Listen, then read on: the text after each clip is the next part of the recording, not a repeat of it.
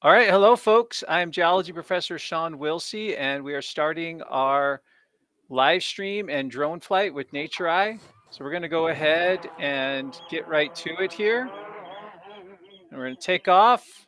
We've got Johan at the controls here, and thanks as always to our good friends at NatureEye for providing this flight time for us. We've got great conditions there in Iceland, and I'm sitting here at my computer in my office in southern Idaho running the drone. And this is part of the beauty of this technology that NatureEye has developed, that not just I, but anyone can sit at their computer and operate the drone at a variety of locations, including here in Iceland over the eruption site on the Reykjanes Peninsula. And so this is a great opportunity. So we're going to buzz right up to the erupting spatter cone and check it out. It's about 10 p.m. there in Iceland, so conditions are great and the lighting should be really good. Winds are really light out of the west, and you can see with the sun low, even though it's not dark, it should be really optimal for seeing the incandescent glow of the lava on the black terrain and just getting a really good look at everything. So again, thanks to NatureEye for providing this opportunity. Remember, if you want to do this yourself, you can use the code ShawnFly, ShawnFly, and that'll give you 10% off your next flight. So a little something to consider there. So we've got 2 flights booked, probably about 25 minutes or half an hour each, depending on what the battery life gives us. And we're going to go up and check out what's been going on there. And then after we do the drone flight, I will provide a little bit more of an update on some of the data and some of the recent events that have been transpiring at the spatter cone and at this eruption site that began on May 29th. But thank you all for joining us from many places around the world. For those of you in Europe that might be joining us, sorry for the tricky time, but this really did allow us to get good lighting conditions to really see everything. So I know for folks in most of Europe, it's quite late where you are, but you do have the option to watch this, of course, on replay at some other time. The beauty of the internet. So we're going to move up to, you can see the cone just in front of us here. And once we get up here, we're going to check out what's going on. And I believe we've got lava spilling out of the vent to the north and to the south. And we've got a perched lava pond on the south side that's periodically overspilling. And then we have a lava channel that really got going today, as I understand, and that's spilling some distance away from the vent off to the north here. So here we are getting a little bit closer and just working some of the controls here. Bring the camera down a little bit so we can get that kind of in the middle of the frame. There we go. Just fantastic. And you can see, I mean, we really did pick a great day. So just weather-wise, with these light winds out of the west, we're just getting a really good view here. So there's the perched lava pond right there sitting in front of us on this side of the spatter cone.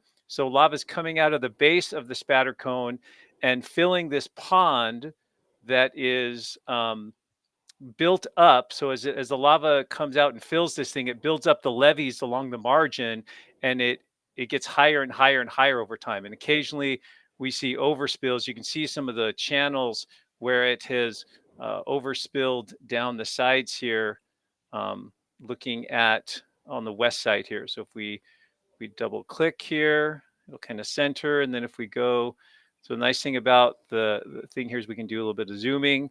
But you can see some of these spill channels coming off. And there's a little bit of overflow happening now where that brightest yellow glow is there. So there's one of our interesting features there. And then if we go back to regular zoom, and there we can see the main cone.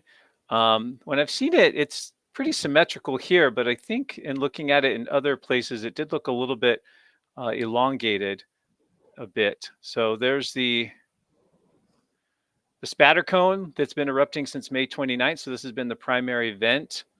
We can go ahead and take some pictures. So again, these controls are super easy. Just using my keyboard, just a few simple controls allows you to um, capture the image you want, and the camera is really high quality. So this is just fantastic that we're able to see this. And then over here on the north side of the cone is where we've had quite a bit of lava spilling out, I believe mainly today, although this is also where we had lava spilling out um, at the beginning of the eruption. This was wrapping around the hill Silingarfelt. And let's take a look at one of these channels here and use the zoom capabilities to check out um, this here. So we can go and get really close. So there's some of these crustal blocks, these black slabs of solidified lava that are getting transported in the lava flow.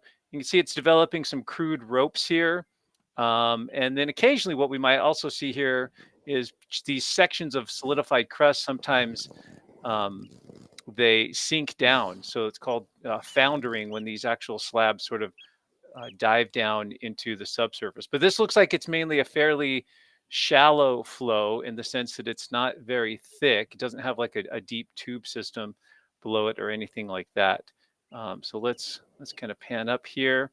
And there we can see a nice view of the cone. And it's, like I said, it's a little bit elongated. And so we've got it spilling out of the north side and the south side. So the vent is right there. That's what's ejecting some of that lava spatter. But in that crater there, we can probably move around a little bit at this altitude and get a view down of that as well. And just kind of look at that there. So there we're kind of looking right into the volcanic vent itself. And so you can see this convecting lava lake inside the spatter cone. It produces very steep walls on the interior of the spatter cone, and these are prone to collapse over time. So it's this really tricky balance between the lava being ejected with the gases that are dissolved in the lava. That lava spatter that accumulates along the rim will build the spatter cone up, but at the same time, there's sometimes collapse occurring within the cone, and that will result in you get the spatter accumulating. Sorry, I'm trying to do two things at once. It's hard to narrate and do this at the same time. But then you'll sometimes get this collapsing as well as the heat and the lava moving around undercuts these steep slopes here. So just great shot there. Let's kind of move back a little bit and check out. I want to look a little bit more around this north side here and see what's been going on over the course of today.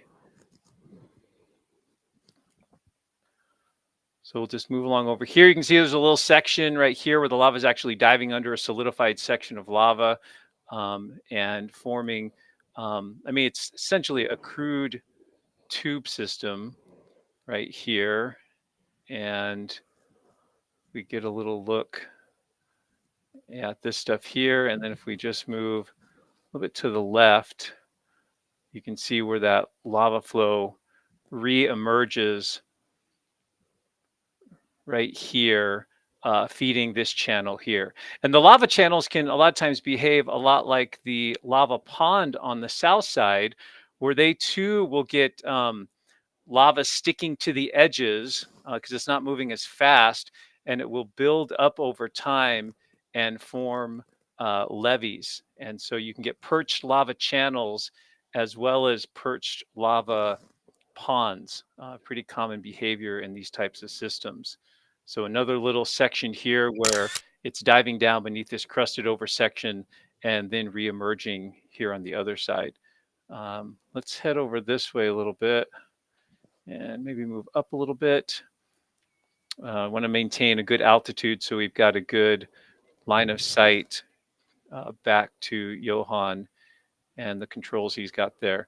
So there we've got a sort of a partially crusted over lava pond with this constriction here, and it's feeding into this lava channel, which is a little bit more has a little bit more hot and more fluid type material. Not a lot of it moving very fast, probably mainly because of the topography here. We have fairly gentle slopes here on this side. And I think pretty much here we're pretty close to the extent, the lateral extent. Yeah, it doesn't look like it's gone any further this way. So let's swing back around and look, check it out over here. So this is the lava coming out of, again, the north side of the cone. And when we fly back for a battery change, we'll have Johan take over, and you'll see the difference between my flying and his flying in terms of cinematography. But nonetheless, I think I'm not doing bad here. So a lot of degassing coming out of this south side here. Again, the winds are actually taking it off to the west. There's a little bit of an upslope effect here, so you can see some of the gases that are coming out near the base are actually blowing up and over the rim and back into the cone before they escape more or less on this northeast side here. And let's go check out this little lava pond here.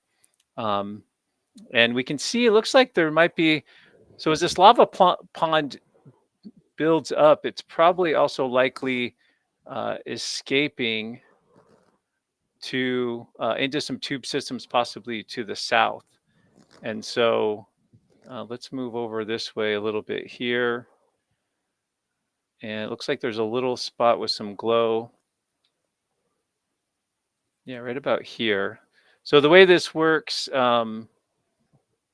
is you can move the drone over, double click to center it more or less, and then you can use the zoom to kind of zoom in on things. Whoops, didn't mean to zoom in that much. Yeah, let's see if we can check out that spot right there. Yeah, so there's this little incandescent glow spot just outside of the perched lava pond there. Yeah, so it looks like some of it's in some subsurface systems, and these look like these could be breakouts coming out. You can see that's actually flowing out of this little breakout here.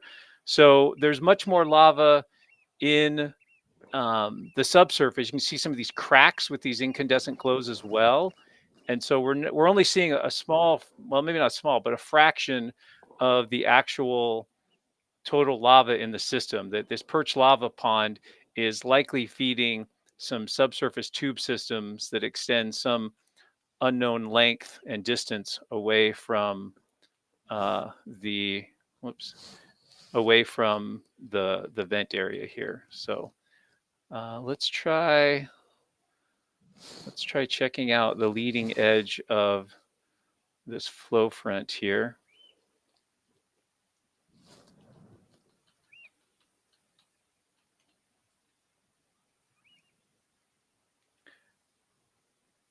And it looks like it's mainly ponding in this low area here, this depression. But let's swing over this way. Yeah, get a nice view of this.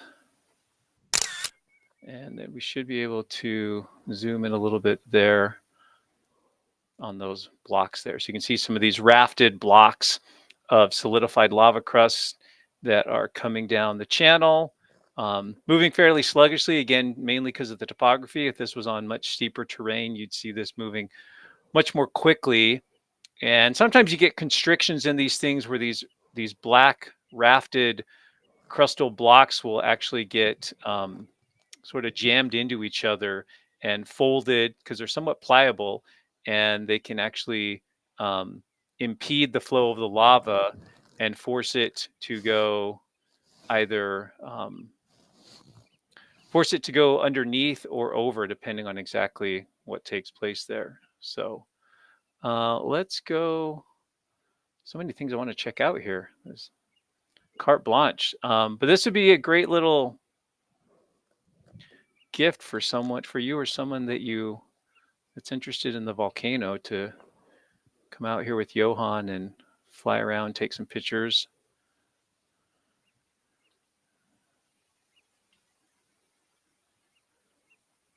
Let's go check this out here.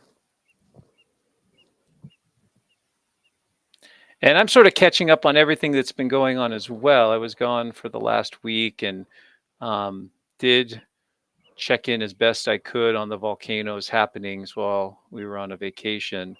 But I'm also, some of you have been much more vigilant about tracking this thing than I have. And so you're much more aware of what's been going on. So there we can see again, some of this lava is going under this bridge, if you will, and then coming up on this side here. So just a little roofed over section of the flow where it's just moving out.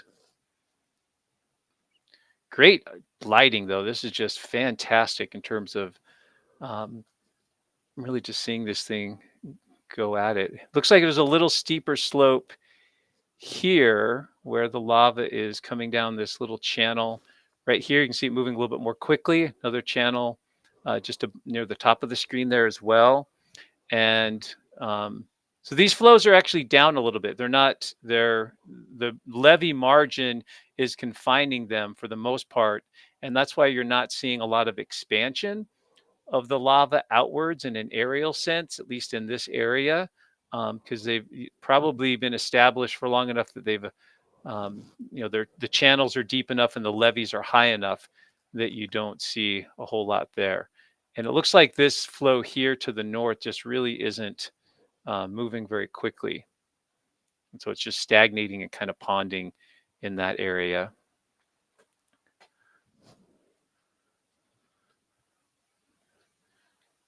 So let's see, is Johan, are you at the controls now? Oh. I've got you on the mic, so you're live. Okay. Yeah. Okay. Okay, is it back to me now? Yes. Yeah, it's back to you now. Okay, sorry. Yep, so we've got a couple more minutes here on this battery. Let's go look at the cone a little bit more. Oh yeah, you got plenty of time. Okay, excellent.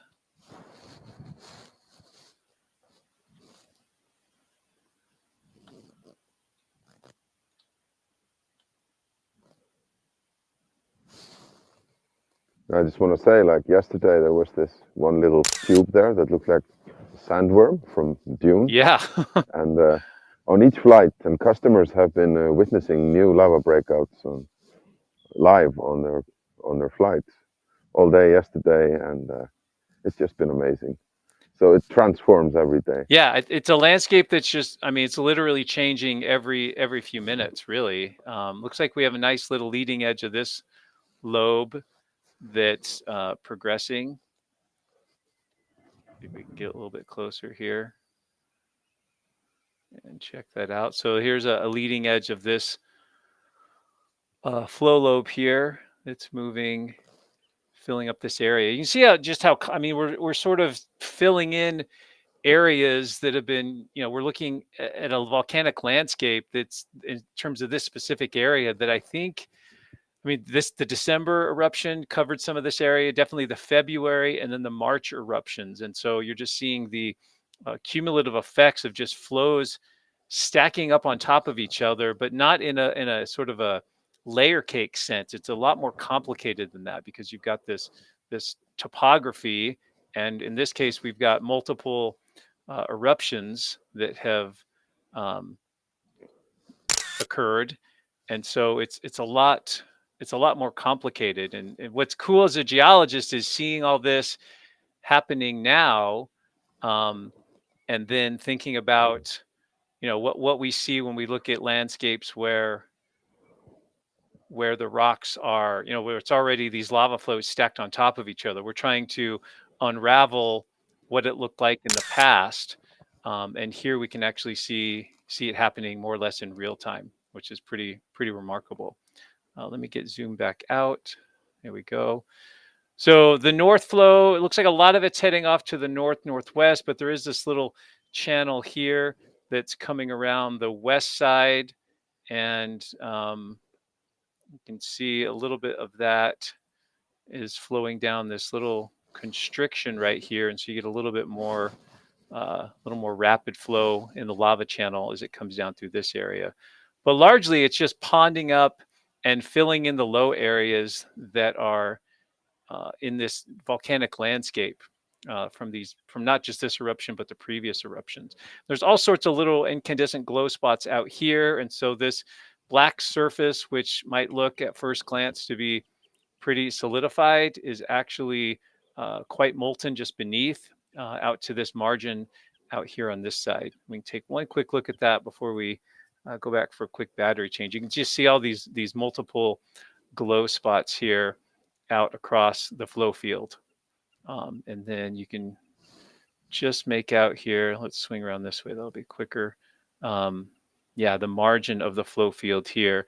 Doesn't look like we're seeing a lot of moss fires here. I know they've had those a little bit worse over the past few days. So Johan's gonna fly us back and probably give us some nice views of this while the drone starts heading back. And I'll just provide a little bit of commentary as we go. So yeah, Shawn, I have been waiting for a breakout right here. Out of the down the slope. pond. Is there a specific spot you think where it's most likely to happen on the pond? Well, a couple of days ago, actually 3 days ago, there was a breakout here. It's not really visible. Okay. And on the right headed side out there? to this. Yeah, headed out to this direction. Oh yeah, to the east. Stopped about where you see the steam there, or the gas. Where you see the steam there. Okay, so that was a pretty good breakout if it got that far. Yeah, it was basically a spillover from and it moved a couple the eastern meters. part of the pond. So I thought we might just use the battery to do a little detour here. Mm-hmm. So now we're looking, southwest with Gudindavik off to the left there. Hagafelt is the hill on our left, and then Thorpjor is the hill on the right. It looks like they got is the road done now? It looks like they've repaved the road, most of it. The road 43 to Blue Lagoon and Grindavik is still closed. There's some temporary access road. Mm-hmm. I could technically go closer, but this is a safe spot, and I'm gonna stick to it. Yeah, and we should be able to see. You're gonna fly us over those cracks at the south end of Hagafelt. Oh, I can see them there. Precisely. Yeah, there we go. So these are these big cracks that developed when this eruption began. You can see that one there. So it looks like, was there lava that came out of that, or is that cutting an older flow lobe? Looks like it's cutting. That's an older flow here. Yeah. You see the different colorization. Right. The dark one is the new one. But this is pretty much lined up with the vents that opened up. And so I think it was just my guess is it was the southern extent of that fissure system, but it just didn't have the magma supply to get the magma down to that crack. Does that sound? Yeah, exactly. So I'm hoping it's not lava finding its way through subterranean channels towards my way. Right. Yeah. Well, it's too nice of a day for you to be in danger, right? Yeah, well then I would have to get out of here. Yeah. So, well, that was great. So we'll have Johan take it back. We'll swap out batteries, and then we'll head back up and do another little overview there. Maybe see a spillover or something. So hopefully everyone's enjoying this so far. Looks like a beautiful evening on the south coast of the Reykjanes. You can see the defensive berm there, both of them. So the first one, there's a little bit of the spillover there. That might have been from the March eruption, I believe. And then there's this secondary berm just beyond, or just this side of where you see some of the homes and the barns and such for some of these farms.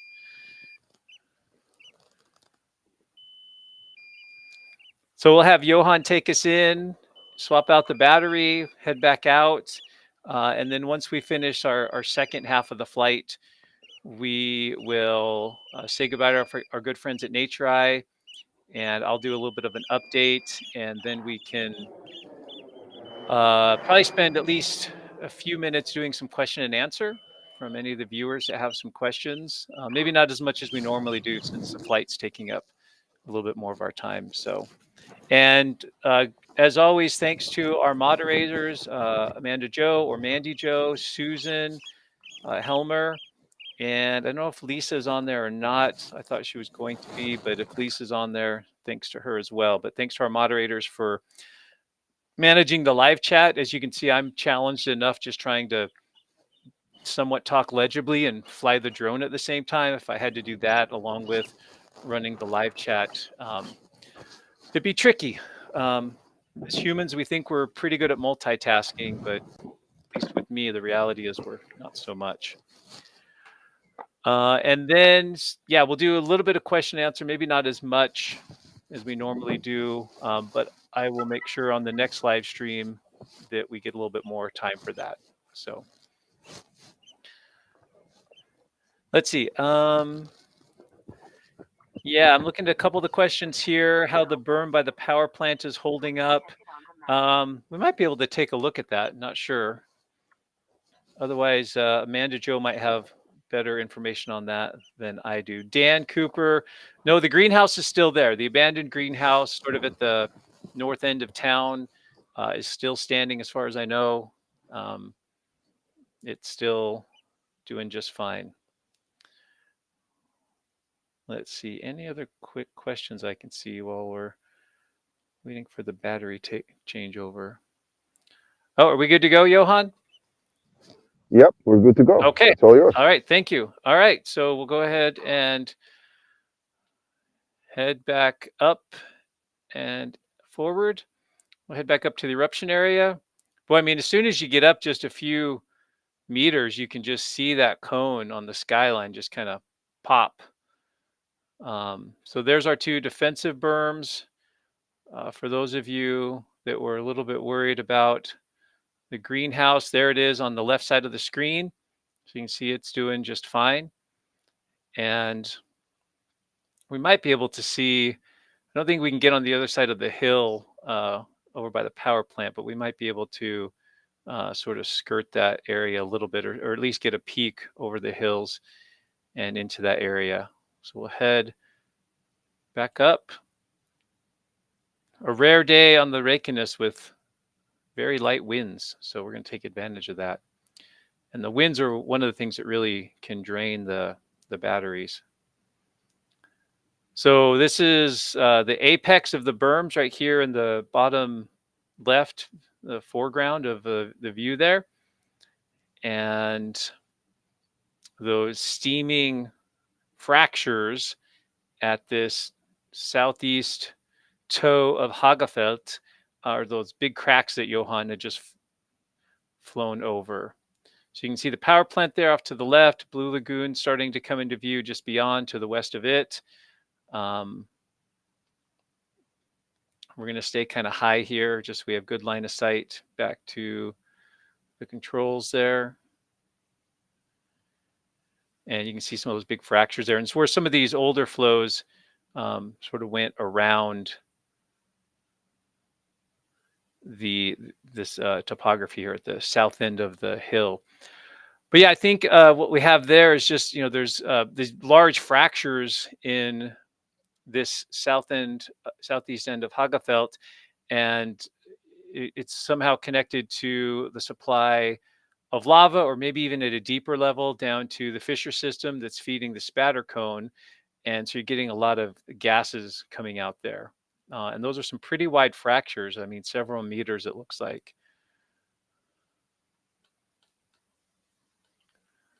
A little quick view. Yeah, I can't quite see that far. Maybe Johan can on the way back, can take a peek if we have time over and see how the berm that had the little overspill by the power plant, how that's looking. To my knowledge, the flow that goes around the north side of that prominent hill on your left there, that's Selingarfelt, it hasn't advanced any further. So that lava flow is not progressing any further. We're just mainly seeing, with this reduced output from the vent, we're mainly seeing this ponding on the south side and these flows on the north side, and then possibly some subsurface flow as well through some tube systems. That's also a possibility. So maybe move the camera down a little bit. There we go, a little better lighting. So again, doing our second flight here with NatureEye, and something you can also do. This is all available to the public. You just need to go to natureye.com. If you want to get 10% off your flights, you can put the code in ShawnFly, SHAWN, my name, and then FLY, and that will give you 10% off your flight. You usually get a 30-minute or so flight, sometimes a little bit more. And there's a variety of locations. Obviously, this site here in Iceland is pretty attractive, but there's some other sites as well that they have. So, and you can operate the drone. Johan's there as backup, so I can't crash it into the mountainside or do anything crazy or plunge it into the lava lake. So don't be worried that you're going to screw anything up. He's there as a safety net. But otherwise, you're free to fly the drone around and take pictures. You can move the camera around. There's a zoom on the camera. And if anything, if I can operate it, I feel like anyone can. So, yeah, so we're getting some little little gas pockets or degassing in the pond here. So you can see there's at least 3 little vents here. So as that lava is forced underneath the spatter cone and then wells back up, some of those gases coalesce, get concentrated, and then erupt back up. So let's maybe check. Let's look at one of these a little bit more closely. And so you get a little bit of convective activity from these gases kind of coming up here. And there we can see some of that crustal foundering. Some of these black slabs here are sinking. So they're more dense than the hot, more molten lava. So you see some of those sinking back down. It looks a lot like a primary eruptive vent because it's, somewhat explosive, but it's just, I believe this is mainly just a pocket of higher gas concentration there. And let's maybe see if we can check out one of those other ones. Yeah, there's another one over here. So you can see those busted up crustal slabs are getting broken by the explosive activity just here. And then a lot of them are just sinking back down. They just get to a place where they're sort of pulled back under just due to their density. The more molten material is more buoyant, so it tends to stay on top. Great. That's just great stuff. Okay, so let's go. Let's see what else we can see here. Let's go maybe up here, check out the cone a little bit. And I see a little new spill there on the top right corner coming down the hill. On the north side or the south side? Yeah, there. Oh yeah, right there, straight ahead. Just right of center. Okay. We haven't been able to see it because yeah, we weren't. It's always smoke on that side. Right. Yeah. But we're okay with the gases over here. Oh, you're fine. Okay. Yeah. So we can double click on that and then do a little bit of a zoom there. Let's zoom a little bit more. Yeah, so you can see there's this new channel here, overspill that Johan noticed. It's just filling in this low area here. Move the camera up a little bit. Yeah, so you can see where it's spilling out of this other overflow area and then down this steeper slope here. And then all the photos you take, once Johan gets back for the evening, he's able to upload those and then you have access to those. So yeah, let's maybe head over here on this side and get a good look. Well, that's spectacular there with just the black.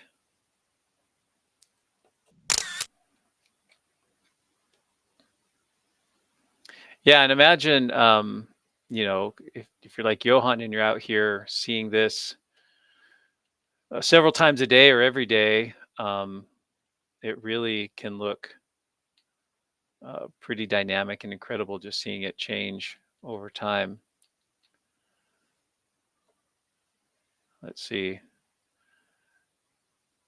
And if you're a control person like me, you're probably watching me do this and you're like, I could do so much better than that. And I wish I had the controls. And that's where you can just schedule your own flight and then you're kind of at the wheel, so to speak. Just want to get a view, of this from this side. And then maybe back just a little bit as well.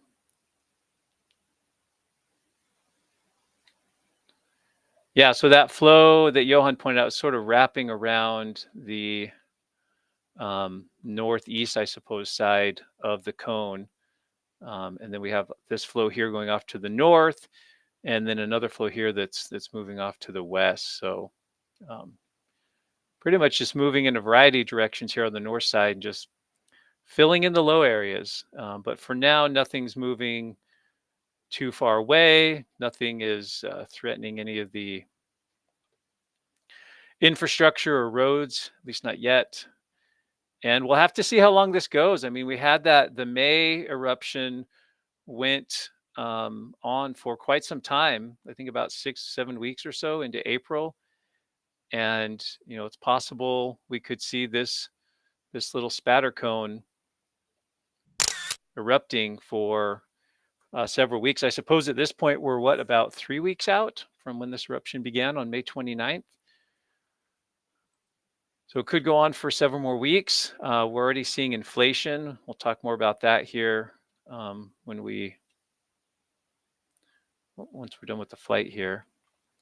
Let's see if we can see, off to, so there's our view to the northwest, more or less, looking over towards Sydlingarfelt. There's the power plant right there. So most of this flow wraps around the right or the north and east sides of Sydlingarfelt. None of it actually came through here. And they do have a berm. You can probably see it that extends between these hills here. So it would be a little bit tricky for the lava to make its way directly from where you're seeing here over to the power plant. You might want to bring it up just a little. A little higher? Okay. Yeah, just a little. Okay, sure. Yeah, I didn't. The drone stays at the same elevation, but the ground changes. So there you go. That's about 140 meters. That should be good.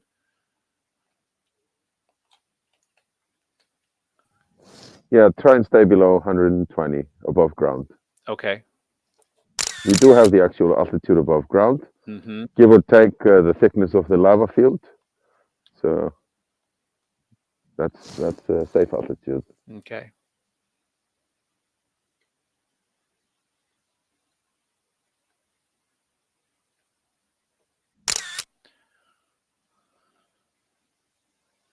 Yeah, and it's just it's a bit addicting. It's also hard. I'm learning it's hard to maintain engaging commentary when you're sometimes just transfixed on just looking at the lava. This is what I call lava therapy. You just sort of watch the lava do its thing. Notice that your blood pressure starts to drop, your stress is reduced, and life doesn't seem so complicated anymore. So I noticed it's overflowing into where that cave opening was, just above. Oh no, not yet. All right. Where were you talking about? In this view right here, or do I need to swing the camera around? Oh, I meant right here. Oh. I thought it was breaking through there. Oh, just here. Under that it's lava your controls tube. Again. Yeah, you're good. Just like where this lava tube is here. Let's see. Let's go down. Yeah, that's my favorite place right there. Yeah, that's a neat spot.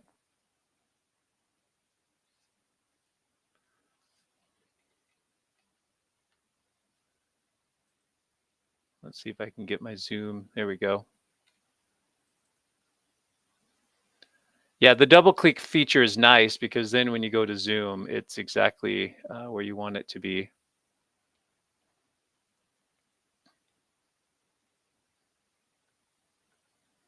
Yeah, so just going over this little, I mean, this is a little bit of a arch or bridge, if you want to call it that, spilling underneath, and then reemerging here on the other side.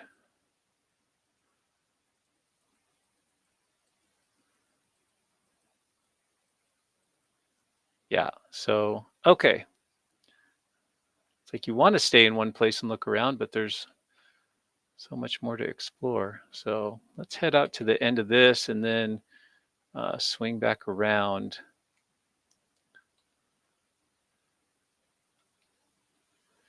So undoubtedly, possibly some lava still underneath this flow field here. You can see a lot of outgassing, and there's still plenty of red spots out here. So it's, even though again it looks solidified, um, if we zoom in here, I think you'll see some of these, yeah, incandescent spots just glowing through the fractures there. So this is still very much a very hot and active flow field at this time. So let's swing around, bring the camera up a little bit.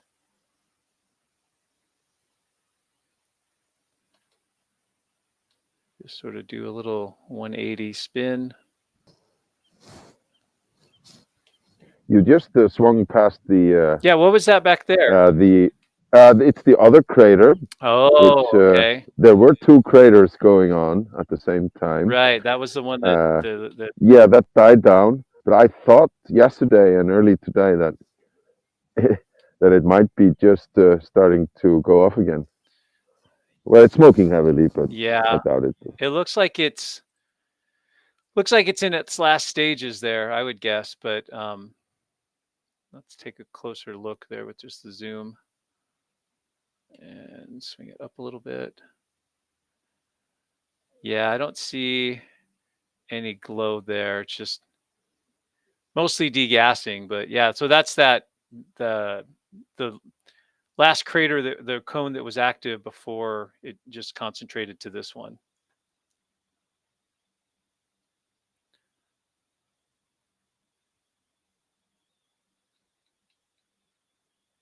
Oh, that's just gorgeous. So, and there has been, and I'll show you a few of these when we get to the updates. I managed to grab a few of the um, on the webcams. There was some time periods where you can see part of the spatter cone wall collapse, and I want to show you part of that. So you can see that there's some high areas and some low areas to it. Um, it's not perfectly symmetrical, and that's mainly again because of the collapse. I think this thing was quite a bit higher a few days ago, and it's progressively starting to collapse. As the activity could maintain this for some time, but it doesn't look a lot like it doesn't look like what it's doing now in terms of eruptive behavior is adding much height to the spatter cone.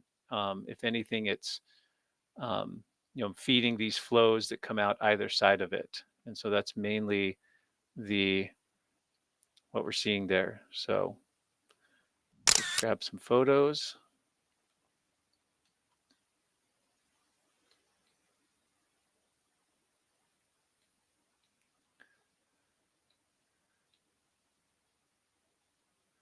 And again, like I said before, it's a bit elongated. It's a little bit more oval shape or elliptical. The lava lake at the summit, but aligned more or less with the fissure system there. And we can check out a few of these lava channels.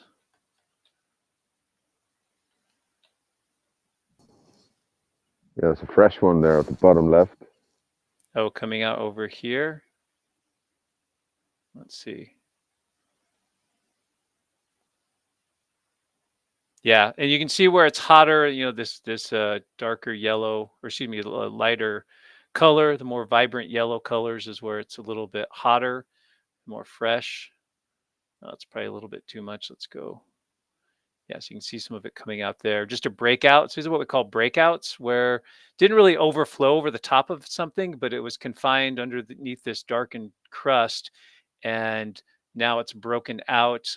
Might happen over in this spot too a little bit. Looks like it's trying to break off a few pieces there. You can see this little section here. So these are what we call like two breakouts.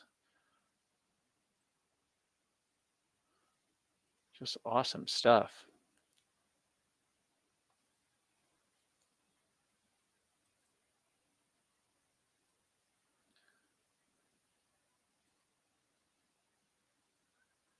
Yeah, let's zoom out a little bit there. Yeah, so it's just running down this little bit of a slope here. Another one coming out over here. Another breakout sort of top left here.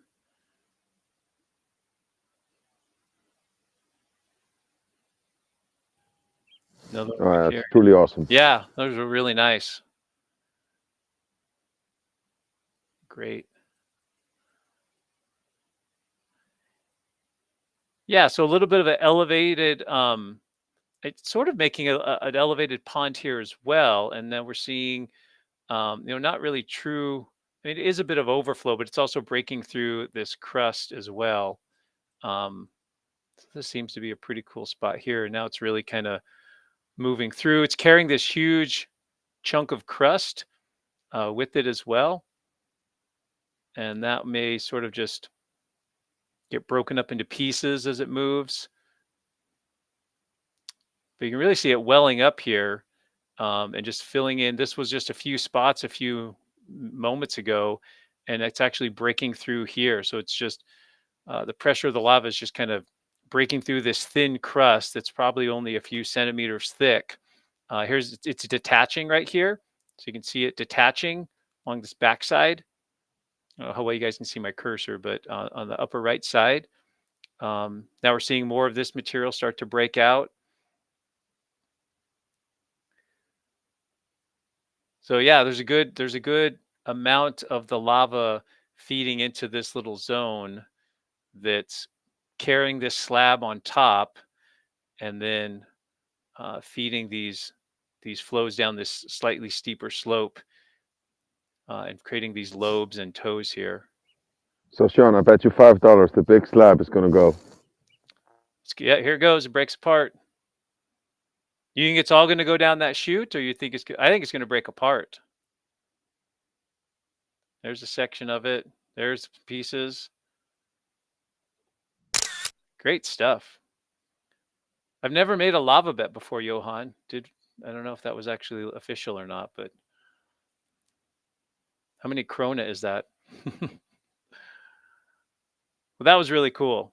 Yeah, I could have stayed and watched that for a while, but limited a little bit. But still, the technology is so great that we're able to use these drones and access this the way we are.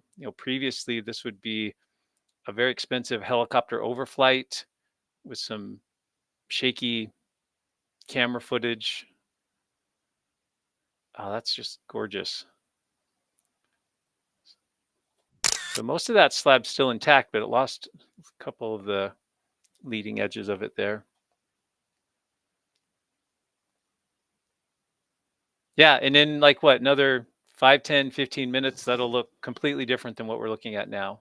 Oh, there goes part of the slab. And it just broke up. See it right there, Johan? Yeah. Yeah, I need to be flying home. Yeah, you're good. In a minute or so. Yeah.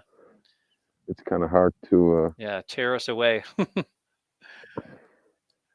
Tear us away from the good stuff. So. Oh, it's going. Yeah. And then once it's broken in smaller pieces, obviously it's easier to transport, move down the slope. Very cool. So last view of the cone there.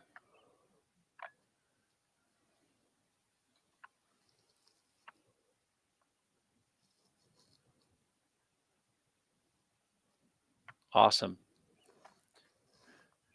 Really good stuff. Good flying there, Johan. Appreciate that. Well, hopefully folks have enjoyed this. This has been I've done several of these now, and obviously we were able to capture some of the initial moments of some of the previous eruptions over the winter, but I don't know if I've done one in a while that's been this sort of just scenic and, not worrying about vents opening up and trying to figure out what's going on, but just, more of a semi-stable situation where we're just able to enjoy the lava doing its thing without worrying too much about the town and other things happening as well. Um, and the height of that spatter cone, probably, I'm just totally guessing here, and Johan might have a better number. Like, I guess it's anywhere from 20 to 30 meters tall. Does that sound about right, Johan? Or if you had any measurements or heard any numbers there? Yeah, I think it's above 30 meters now. Okay, so a little higher than that, maybe.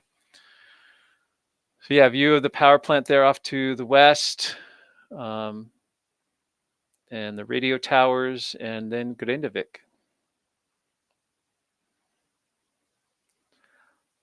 Awesome. So we'll enjoy this next couple minutes here, team, as Johan brings us in for a landing, and then we'll sign off with NatureEye, and then you'll be stuck with me for more of a routine update on looking at some of the data. I do have some webcam footage to share with you, some of the data that I've been looking at, some news that Amanda Joe has sent me, and then we'll see what questions you have, see how we can learn together. Looks like we have about 2,000 people on here right now, which is great. So yeah, one last time, the fun little thing here is if you are interested in this, you can get on to natureye.com, use the Shawn Fly code, SHAWNFLY, and that'll get you 10% off your flight.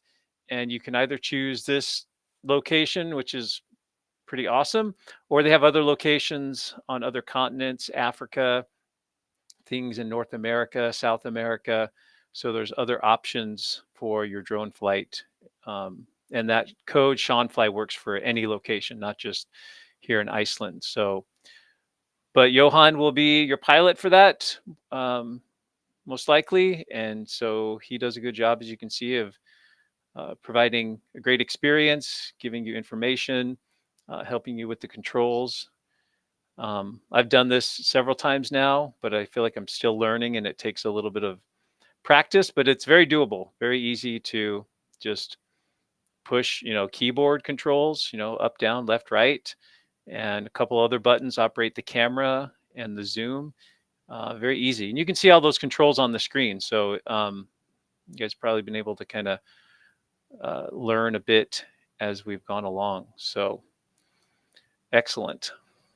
Well, Johan, thank you again for your time, my friend. I know we'll be doing another one sometime soon, so we'll go ahead and say goodbye. And again, thanks to NatureEye and Johan for this great experience. Take care, buddy. All right, thank you very much. Your videos, your photos will be up in like 2 or 3 minutes if you want to use them on the stream. Okay. And goodbye, and thank you very much. Okay, perfect. Thank you, Johan. Adios. All right. So now you're stuck with me. And yeah, let me show you a couple things I've got prepared for you here. And then we'll get to you and whatever questions you might have. So let me switch over to this view here. So there's a live view of what we just flew over, just sort of from the webcam, one of the webcams there from live from Iceland, just showing you kind of what's going on. So you've got that perspective there. And just a couple quick, let's see if these are going to work or not. Sometimes I hope they haven't timed out. I think a couple of these are okay, but I do have a couple video clips. Oh, maybe not. Save them. Yeah, I don't know if this is going to work. Let's see. So what I'm trying to show you here is here we go. I think this is it actually. So we're going back like 11 hours into today. But what you'll be able to see here, if I've got the right one, is the flow on the north side. So this is the south side here on your right. That's the perched lava pond. There's the spatter cone. And what I'm looking for here is, yeah, here we go. This capturing the moment when there was a breakout. There it is on the north side. So let me go back just a little bit here, and you can see that bright glow there. Let's get the webcam kind of caught up to everything. Okay, so now we'll just kind of skip ahead. And again, this was like, yeah, 10 hours ago. But there you can see it coming out the north side. So it found an outlet through the base of the spatter cone. And so the lava started spilling out. And here in a second, you'll see the operators of the webcam realize what's going on, and they'll move the camera a little bit so you can see where some of that's going. But you can see how fluid and fast that initial surge was as it was coming out of the base there. And so we have that there on the left side of the cone. And let's just scooch forward a little bit to where they move the camera. So lots of lava being pumped out. And then eventually the camera gets moved, I believe. So this is that same, we were looking at, that same area and same flow field on the north side.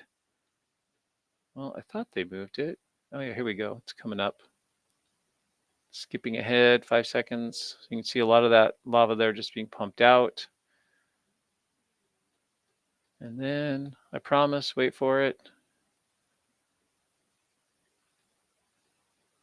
I should have prepped these a little better. I apologize.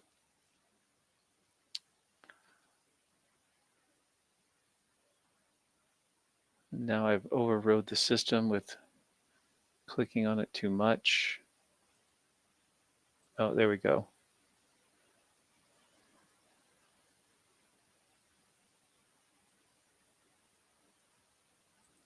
So here's essentially what I was trying to get to. So now you can see that flow field much more expansive and extensive off this north side, and then coming towards us more or less here to, towards the west or southwest.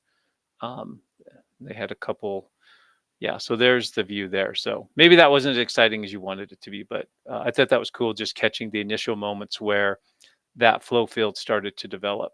So I had that one. I don't know. These other ones are probably timed out, potentially. Let's see if we can or not. Gotta watch an ad. Okay. So, and then this one, I think this is similar, but this one, I think this, if I remember right, the other clip I was trying to get to is the Perch lava pond here had a little section of its levee on the far side there, on the east side, collapse and break away. But I might not. There you go. Oh, there it is. I just caught it. So, so if you watch this right side here, let's see if we can catch it, and then I'll go back 5 seconds so you can see it. Make it a little bigger.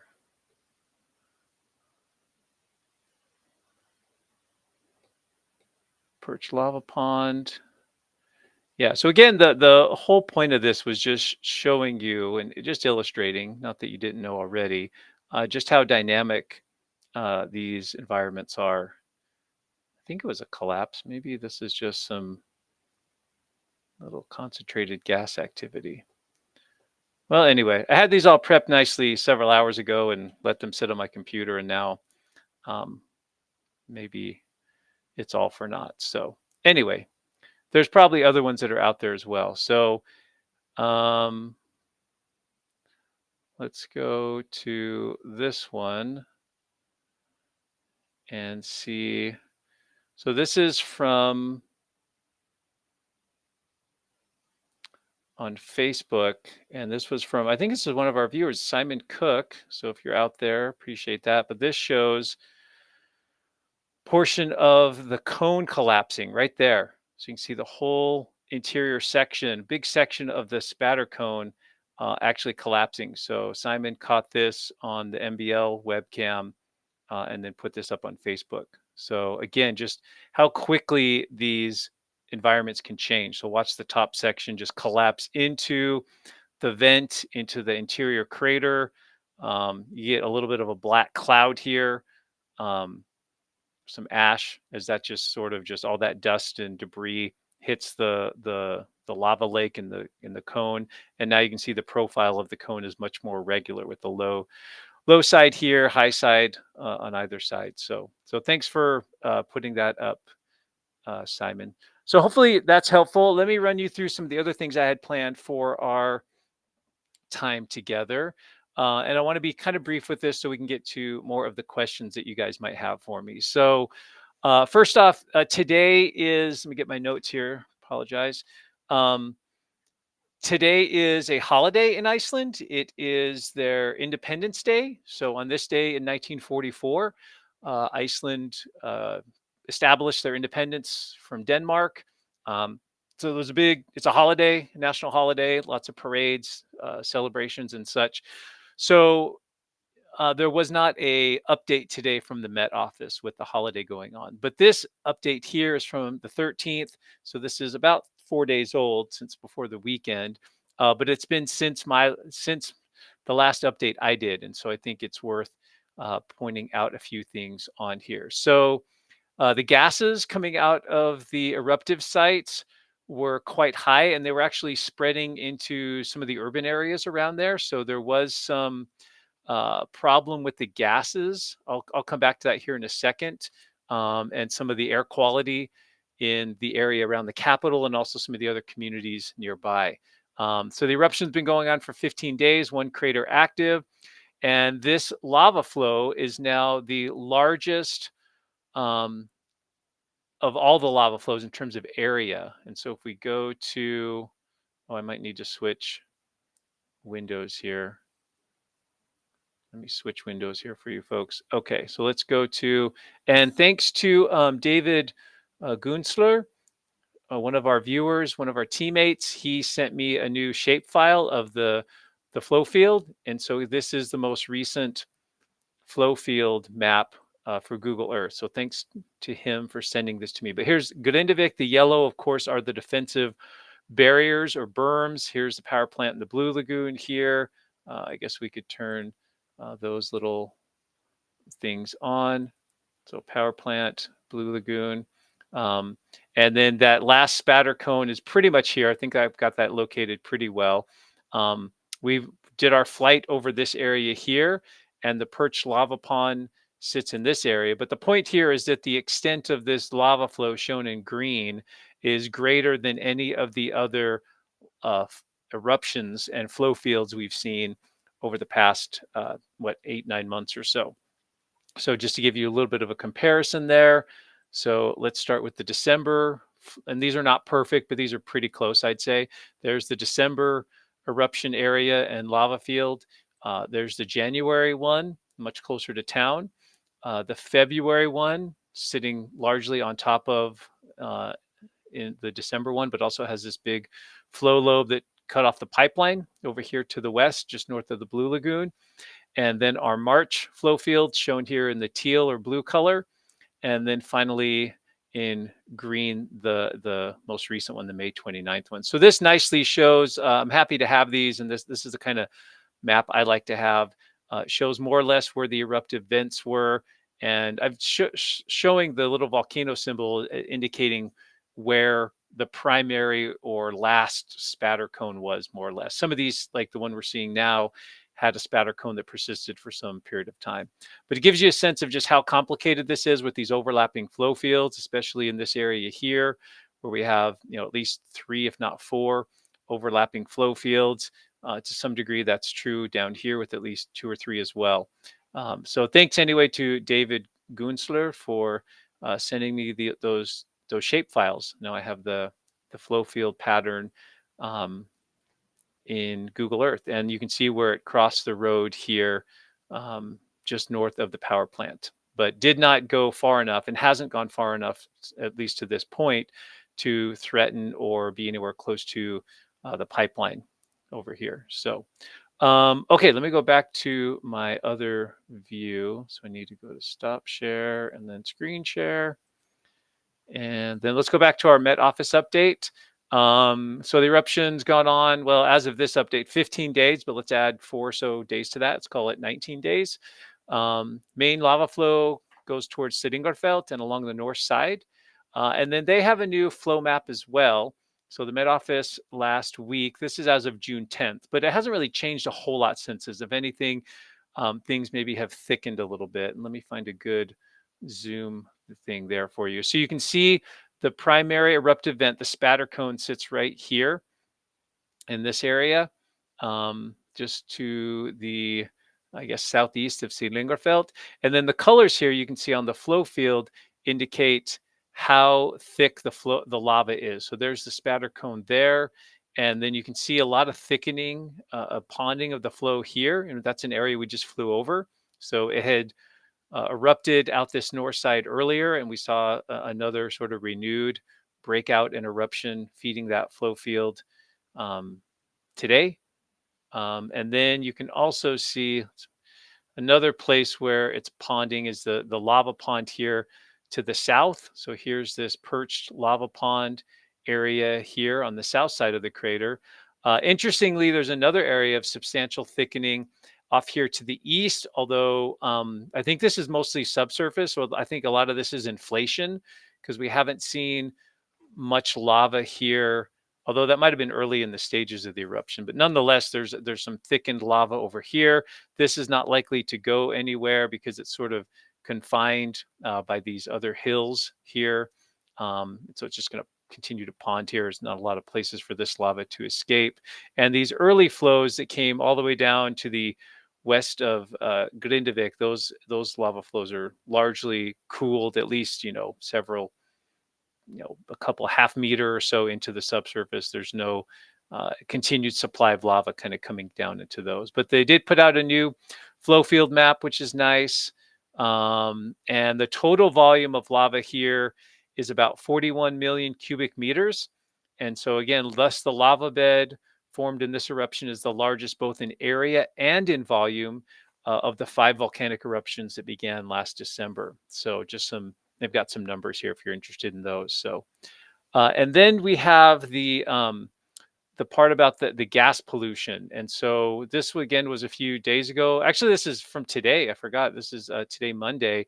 So you can see where the plume with those west winds we just saw with our drone flight, those kind of light winds out of the west or slightly southwest, where that plume of sulfur dioxide and sulfuric gases and other volcanic gases would go. And so it takes it right into the capital area and some of these other communities. So the erratic nature of you sort of go back in time, see where it kind of is ponding. Again, this was as of maybe about dinner time in Iceland. It looks like maybe now things have gotten a little bit better. Drifted over here towards Selfoss.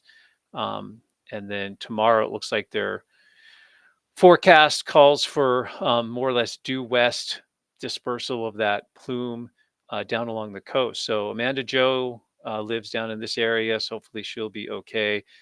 Again, it's not high concentrations, but it could be, for people who have asthma or respiratory issues, it could be a little bit of an irritant. It should dissipate quickly. The nice thing about Iceland is the weather changes so quickly and dynamically, so something like this is not very likely to persist very long. So, so there you go. Oh, and thank you, Elzar760, for your kind donation to the team. Much appreciated. So a little bit there on the air quality and the gas pollution. Another sort of side note to that, and this was an article that came out a few days ago on the 14th, but apparently they detected higher concentrations of sulfur dioxide in Scotland near Edinburgh. And they tied that to the eruptions in Iceland. And I don't know if that was like completely confirmed or not, but it seems, where else is that sulfur dioxide coming from in that area? So it was, 2,000 times higher. I think it only lasted a day or so. So it was not prolonged or long lived. But pretty interesting that and just tells you how dynamic the atmosphere is in terms of dispersing that gas, transporting it with the prevailing winds, and then you can sometimes get higher sulfur dioxide levels elsewhere. So I'd like to know more about this. I'm not disputing the article, but seems a long way to go to have gas concentrations that high in that area. So interesting. And then some other data I have for you. If we go to the GPS data and just refresh this before we got going here. So this should be pretty updated.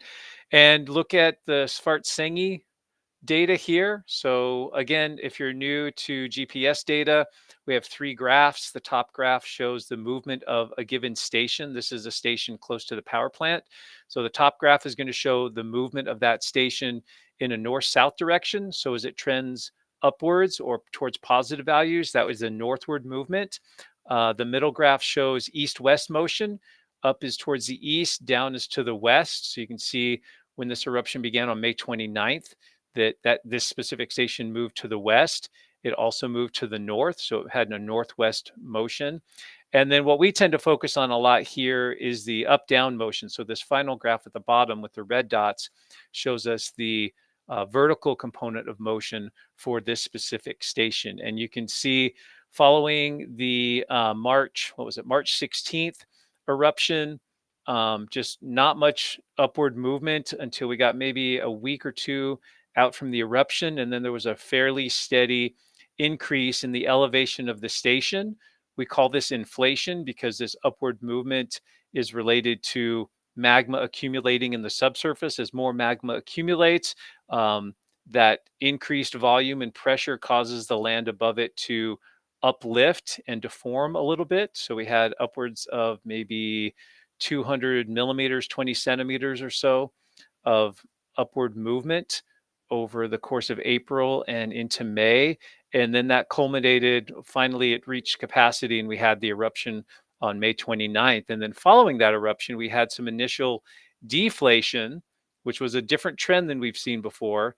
But since that time, you can see this taking a little bit of an upturn here. So we are seeing an inflationary trend in the GPS data, and not just at this station, but if you just jump in here to any other station, let's go to this one here, you can see that same sort of trend.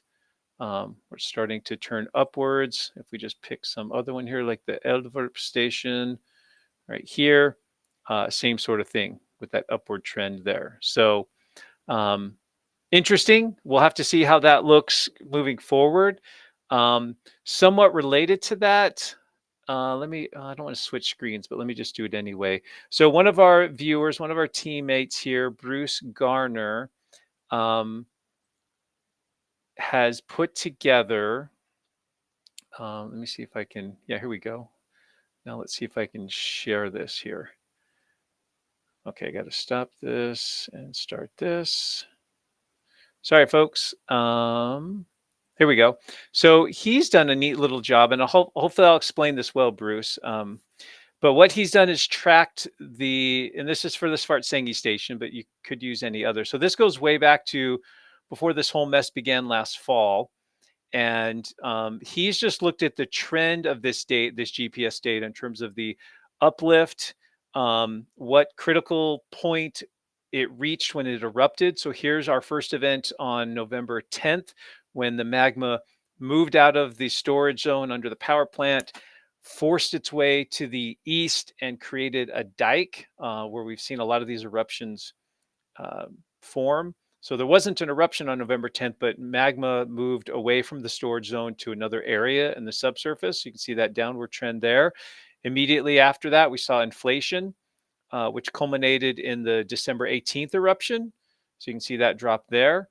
Then inflation resumed following that 2 or 3 day eruption. And that went to the January 14th eruption, which is a smaller blip here, probably because the vents were a little bit further away and not as much lava was erupted. I think that's correct. But then you can see it inflating again, the February 8th eruption, inflating again, the March 16th eruption, there's that kind of change in trend there. Remember, we had this eruption continue to erupt lava for a period of time, and then that culminating with this most recent eruption on May 29th. And so what he's done here is sort of just looked at the rate of inflation and kind of just modeled, how much. You can see that the point at which the GPS station's height that produces the eruption, the peak here of these little sawtooth blades, changes from eruption to eruption.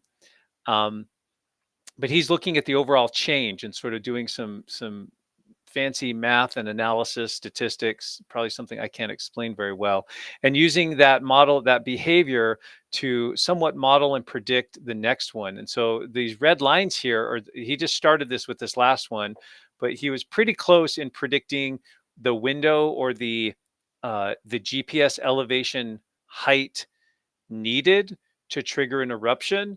And he's done that up here in the future. So according to Bruce, and let me pull up well, I can't do the email. Well, here we go.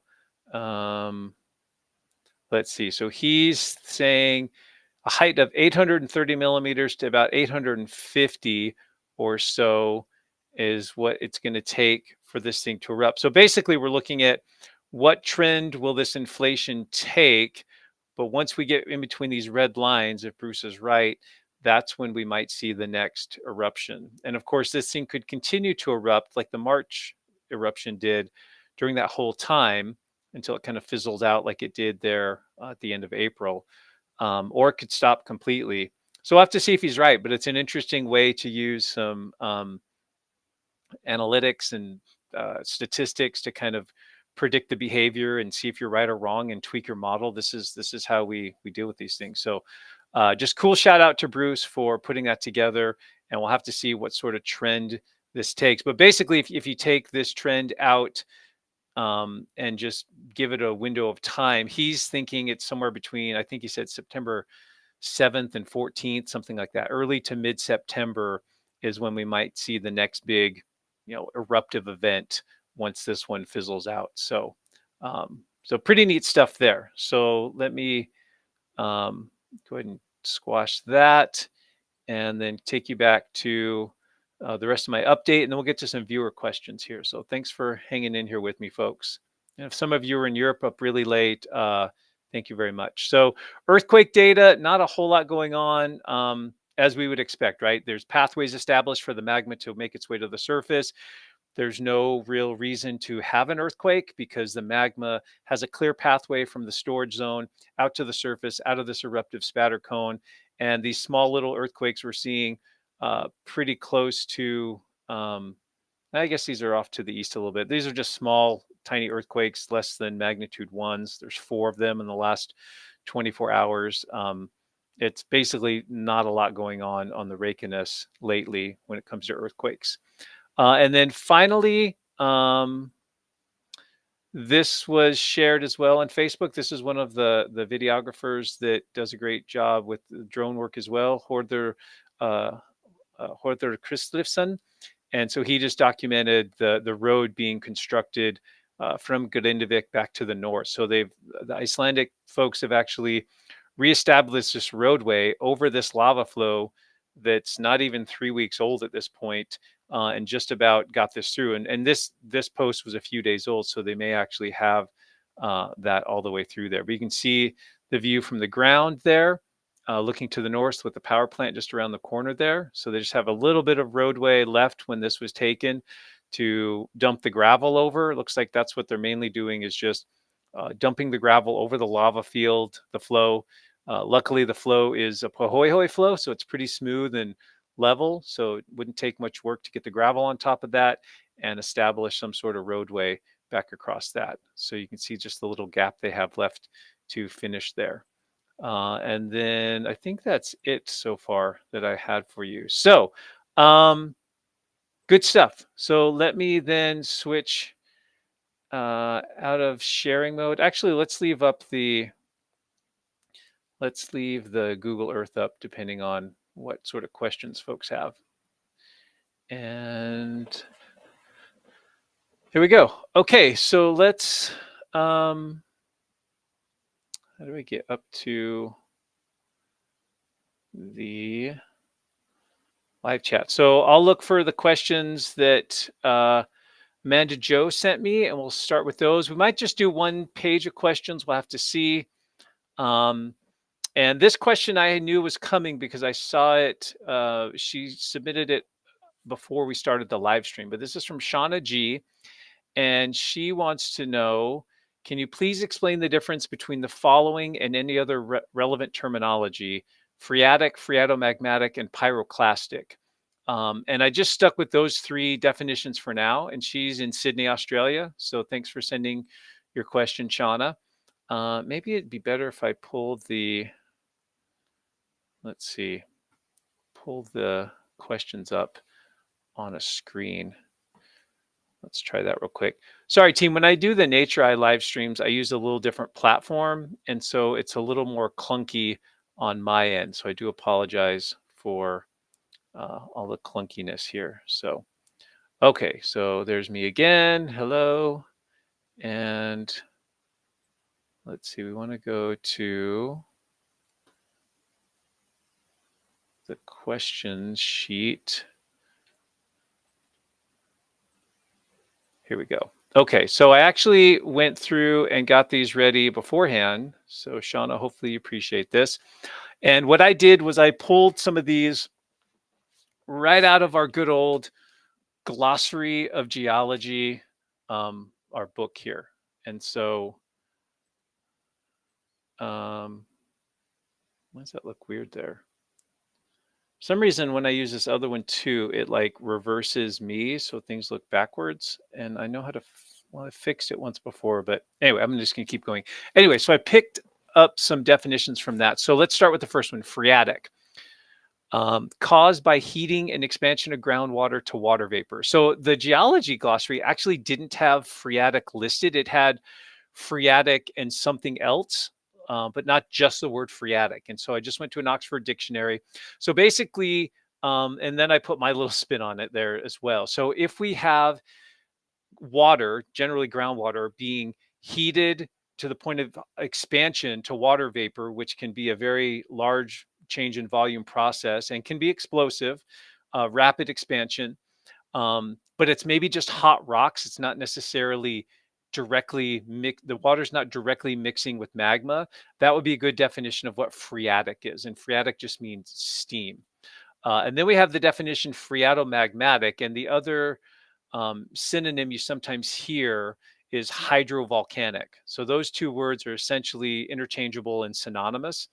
But those words would mean that we have an explosive eruption caused by interaction of magma with either groundwater or shallow surface water. And again, that definition is right out of this glossary of geology, this big fat, however many pages it is, 800 pages of definitions in very small print. So there's phreatomagmatic. So if we have direct evidence that the magma interacted with the groundwater, and how would we know that? Well, we might see in those deposits what we call juvenile or primary material, actually clots of lava that were ejected when this explosive eruption took place because it was mixing with water. That would be a phreatomagmatic eruption. Maybe we're looking at deposits because we didn't witness it because it was millions or thousands of years ago. Or maybe we actually did witness it and we could see pieces of ash or lava being thrown out during that explosive phase. And then pyroclastic is a little bit different term. We use this, well, let me just read the definition, then I'll explain it. Pertaining to clastic rock material formed by volcanic explosions or aerial expulsion from a volcanic vent. So anytime, well, there's two definitions there. We use it to define the texture we see in volcanic rocks. If a volcanic rock is made out of not just crystals, but chunks of rock material, that's what we call clastic rocks. It's broken up, fragmented pieces of rock caused by, again, a volcanic explosion, something more violent. Then we use that term pyroclastic. So it's a textural term, but it's also defines anytime you get a eruption that's explosive and stuff's getting thrown into the air, whether it's ash, clots of lava, big chunks of rock being excavated the size of a Volkswagen. All of that can be described as being, those are all pyroclasts, or that word literally um, means, pyro means fire, clast means stone. So it literally translates to fire rock or fire stone. So there's pyroclastic um, eruptions. So all of these are somewhat related in that they're all, the common denominator is explosivity. Phreatic, phreatomagmatic, pyroclastic. You don't want to be near a volcano if it's exhibiting any of those behaviors. But deep in the weeds, there's some differences in terms of how much, if there's magma directly interacting with water, and just some different terms there. So hopefully that helps a little bit, Shauna, with your question. Um, and let's go to the next questions I had from Amanda Joe. And let's see, it doesn't work when I pull this in here, does it? Okay, so the next question is from Finn Elkiar. And let's see, I gotta reshare that one. Here we go. Okay, what's the difference between a perched lava pool and a rootless volcano? Good question. Let me make sure those are plenty big enough you guys can see those. So you might have been turned on or recently been exposed to this term rootless volcano, because I just launched a video this past week that I shot in North Iceland of this huge expansive field of these weird, 2 to 6 meter tall cone shape. They all look like beehives out here across this big flat expanse. And those were something I described and talked about as rootless volcanoes. So rootless volcanoes, as the name implies, are volcanoes in the sense that, they're erupting and they're shaped like a cute little volcano, but they're not directly linked to or connected to a deeper magma body. So unlike with typical volcanoes where there's a magma source in the subsurface that feeds the volcano, and then we get some sort of eruption, these types of volcanoes are a little bit different. It's where a lava flow has come out of a vent, moved downslope some distance, but is starting to cover a wet landscape. It could be a wetland, it could be a very shallow lake, something that has substantial water. And as that water is covered by the lava, that water then will it'll get heated up. It will be turned to water vapor. So from liquid to gas, that's an expansion process. And so you're concentrating that expansion and gas processes trapped underneath that lava. So it will tend to burst out. So basically it's basically like having a small bomb go off underneath the lava flow. So it explodes, it makes a crater, the lava accumulates around the crater, and it forms a small spatter cone. But because it's going off in countless locations across this lava flow field, you get just hundreds, if not thousands of these. And that's what a rootless volcano is. A perched lava pool is different. We just saw that on the drone overflight, where you get a lava flow ponding in an area of low relief. So there's not a lot of steep slopes there. And then as the lava around the margin of that flow field will stick, that lava will stick because it's not moving as fast, and it will build up levees. And as you fill the pool, as long as the levees keep getting higher, you can keep filling the pool up, right? If you don't have levees, then the lava just overflows and spills into the next area. But if the levees continue to build upward, then the pool can rise as well. And then you end up with an elevated lava pool or a perched lava pool that sits above the surrounding area. So hopefully that makes sense. One involves interaction with water or a wet environment, kind of like a marsh. And the other occurs in the absence of water for the most part. So good question, though.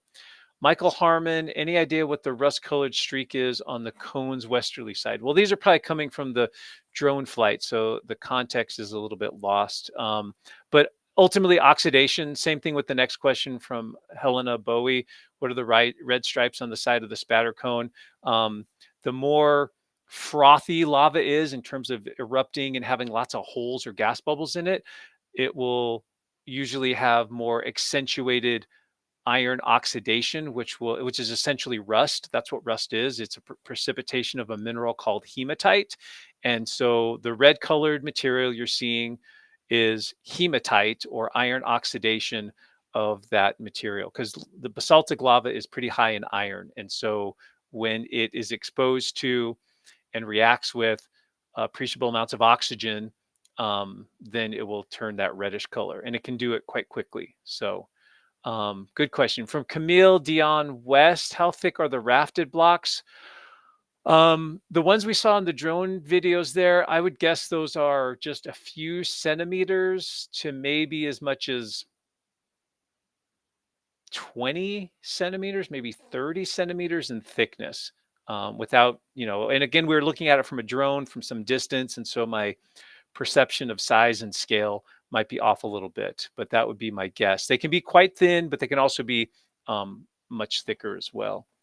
Audrey Fisher, are the photos available for purchase or donation of a particular amount? Yeah, I never considered that. I would definitely, if someone wants to use the photos I took on the drone flight, I would share those freely. I'm not trying to make money off those, and I just feel really fortunate that NatureEye allows me to do those, partner with them and do those drone flights so we can share that eruption experience together.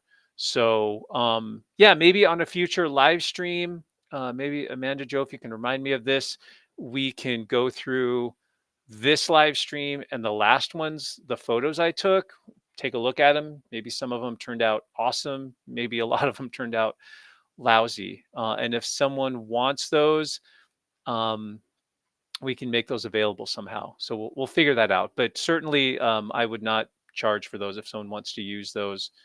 Um, I guess it depends on what you're using it for. If you just want to have it, if you're using it for some commercial venture, we probably should have a discussion about that, I suppose. So, all right, GJI Mini 2, when lava leaves the storage chamber, does it leave a void in the chamber? With 41 million cubic meters having flown through or from the chamber, what does it look like empty? Well, great question. The latest dive I've been doing on just volcanoes in general, and I want to spend time sharing more about this with you in a future session, whether it's an update or a live stream, is really taking a close look into how magma behaves in the subsurface and what those storage chambers look like. Because we've talked in the past a little bit um, about these things. The classic cartoon, and I draw it too, so I'm just as much to blame as anyone. But we just draw a big blob of lava. When we draw a picture of a volcano, a cross section,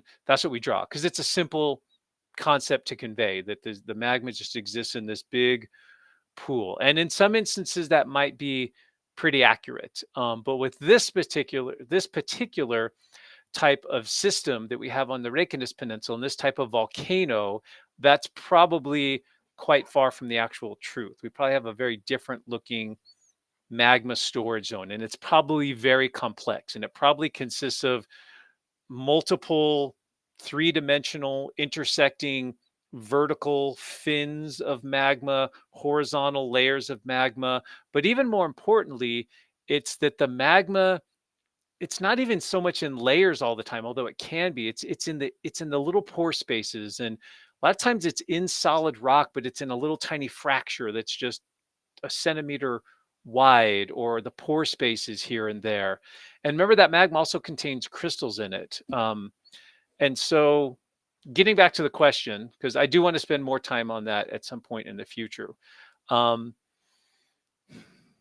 in general, the answer to your question is can be yes. So if we talk about bigger systems like the one that was underneath Crater Lake, or big caldera producing eruptions where you eject so much magma that part of the volcano collapses in on that vacated magma chamber. And by collapsing in, that is what we then call caldera. Um, in the case of the specific volcano we're focusing on here in Iceland, that's not how that magma storage zone would look. So even though we've erupted, like you said, 41 million cubic meters of magma out of the subsurface and brought it up to the surface, um, it's not a big cave or cavity or void sitting in the subsurface. We have pulled that magma out of fractures, um, rubble zones between layers, all sorts of weird, complex conduits. That's probably the better way to understand it. And so, so really good question, and it's one that I promise I will circle back to in an update soon. Is I want to spend a little bit more time of us learning together how the magma storage system, excuse me, works and looks and more or less behaves. That's sort of the idea with that. So, okay, let me see real quick here. So that's the end of that page. How are we looking on time? I think we can do. Let's do one more page. This page doesn't have a lot on it. But let's just do this one because we're pushing. We're going to get close to 2 hours here. So let's go out of that. Hello, hello, and then go back in and go to question sheet number 2, and then we'll check in on the live chat and see how everyone's looking here. Oh, now I got it back up. I didn't have the live chat up, so okay, good stuff. Wow, and there's more questions coming in. Okay, question sheet number 2 from Jerry SG7. The slope of the inflation seems lower after the eruption than before. What, if anything, does it indicate about the rate of the lava chamber filling? Really good question. So this goes back to the GPS. I'm not going to pull it up, but the GPS data we were looking at and the slope of that inflationary trend, right? The elevation is rising underneath these GPS stations over time.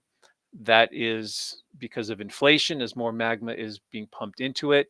And the rate of inflation is lower than what we've seen in previous eruptions. It could be completely, as this person pointed out, it could be totally related to less influx of magma into the system, but it might be something else. And so we think this magma storage zone underneath the power plant is fed by a deeper one. And it's hard, again, you might be thinking like, well, why can't we just figure this out? And like, why are there so many unknowns? Well, it's hard to see what's going on inside the planet 10, 20, 30, 40 or more kilometers down. It's really hard to get that kind of imaging, hard to get the resolution. And really what we're just seeing is the way seismic waves and other energy waves change. And so we're not even seeing a clear picture, but just data that suggests maybe where that magma body lies. And so it's really tricky. The rate of magma influx, a lot of times what they're using to get an estimate on that is some of the INSAR data. So when they do the flight over the area and bounce the radar waves over it to see what the elevation is like, and then they do another pass maybe a week or two later, seeing how much that changes. And so that's one of the primary methods for detecting that. So it could be that the magma influx has been reduced over time. But it could also be that there's more space for that magma to go in. There's a lot of different variables that are at play there. So really good question. And I wish I had a better answer for you. From CJM, how do they reconcile the spreading rates of the plates and the ages of surface geology in Iceland? A few centimeter per year over tens of millions of years is much narrower than the width of the island. Let me see if I can make sense out of this. I think it's a finely worded question. I just need to understand it. So if the plates are spreading about a centimeter per year,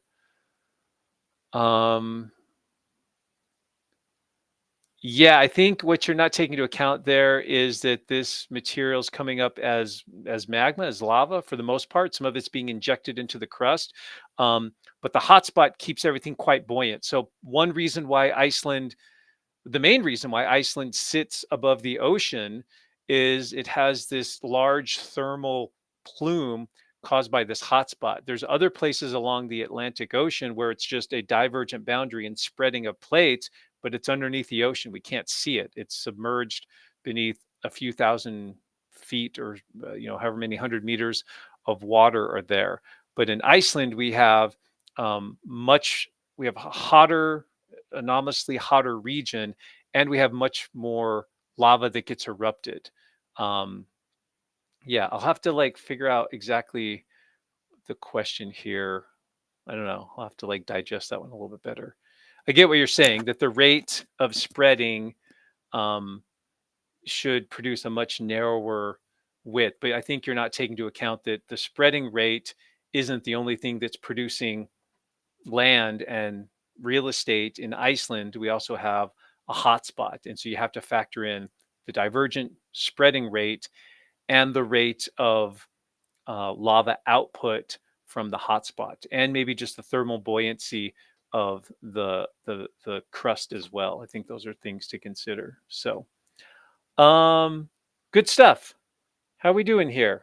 Let me check a few things. Are people still locked in and loaded? I guess if you're over here in the States, this is like a great time to be doing this. So, yeah, it looks like we have 1,300 or so people here. Good stuff. I think I got sent a third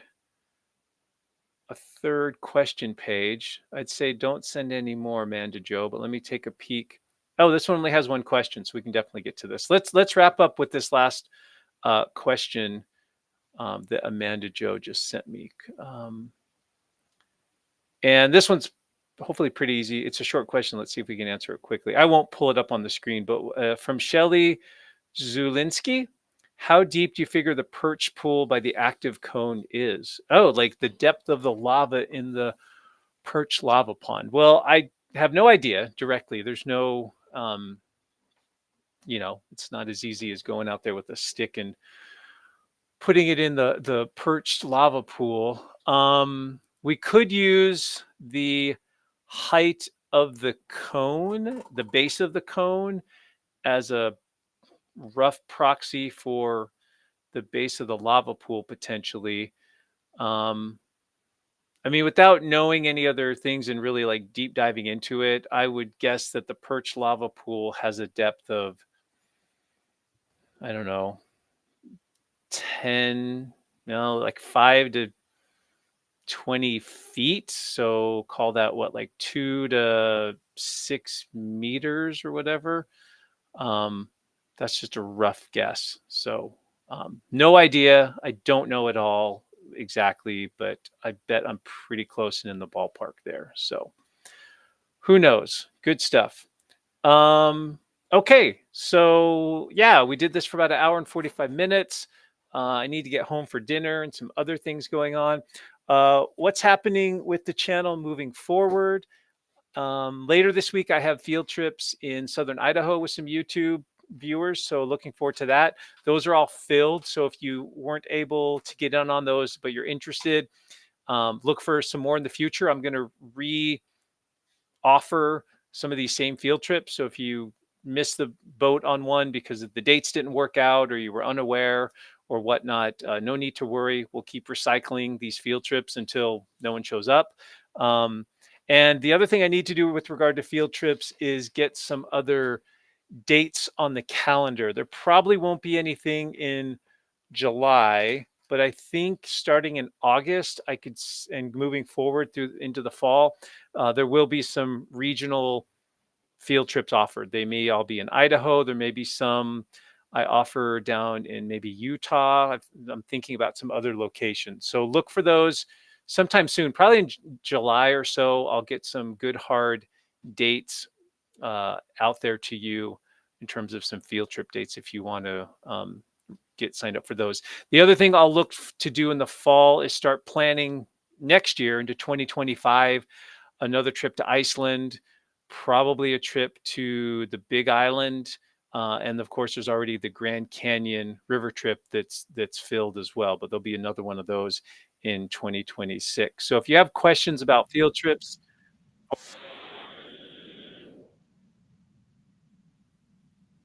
Hold on, I got some weird interference coming through. Okay. And then otherwise, I will get some other videos out for you good folks. The next Geology 101 lecture, I'm hoping to get that done this week in the next day or two. Some of the other videos I filmed in North Iceland when I was there in May, I'll get a couple more of those up as well. So hopefully that's something that you're interested in. I appreciate everyone's support of the channel, whether it's just kind comments, financial support, or otherwise, hugely appreciated. When I address everyone as team, I very much mean that we're all learning geology together. This wouldn't be nearly as much fun if it was just me doing this on my own. So being able to share this with all of you, learn from you, as well as teach you what I can, is tremendously valuable to me and something I don't take lightly. As always, thank you to our moderators, Susan and Mandy Joe. I don't know if Lisa got in or not, but she sometimes helps as well. They do a great job of managing the live chats. I'll make sure I circle back and look through all your comments on the live chat. So if I didn't get to any of your questions, just maybe bring those up again in a future live stream and we'll go from there. And then I'll try to do maybe another live stream. Let's see what I've going on. I leave next week, next Wednesday, the 26th. My wife turned 50 this year and she's always wanted to go on a Rhine River cruise. And I never have wanted to go on any type of cruise, especially a big ocean cruise, but she convinced me that a river cruise is a smaller boat, not as many people, a different experience. And so we'll be back over that way in Europe for about 9 or so days, 10 days, the 26th to, I guess, the 4th of July is when we get back. But I'll make sure I have some videos going out to you as well. And I'm hoping to do a couple videos. I'll have to figure out where I need to go, but I've gotten a couple emails from several of you about places I might be able to see some rocks or some cool geology and make a couple videos on our Rhine River cruise. I think we start in Amsterdam and then we end in Basel, Switzerland, and we go through Germany, I think a little bit of France. So those would be neat for us to see some new countries we haven't been to yet. So looking forward to that. Yeah, so thanks for the birthday shout outs to her. Her birthday was actually in April, but we're getting to the trip now. So anyway, so I'll get some more videos out to you guys. The 101 geology video, I have a couple other emails out to some folks to do some more interview with geologists and some scientists of national parks. So I got a couple of those in the hopper. Yeah, lots of good things happening. So there's a website that's really close to being launched soon. I'll let you know about that in the next few weeks. The logo idea is still getting worked on. I've got a good graphic design team working on that. So good things are happening, and I will let you know of those, the results of those and some of those happenings when they are ready to go. So with that, we'll go ahead and sign off. Thank you for joining us on the live stream this evening. Thank you to NatureEye for their amazing use of their drones, and Johan for his great work as our drone pilot. Remember, you can get onto NatureEye and use that code if you'd like to, as a gift to someone else or for yourself. I'd love to hear people's experiences with that. So if you've used NatureEye and had an experience with a flight, it'd be cool to know that folks are using that. Otherwise, I will see you next time. Thanks to our moderators. Thanks to you all for your participation, and take care. We'll see you guys later. Adios.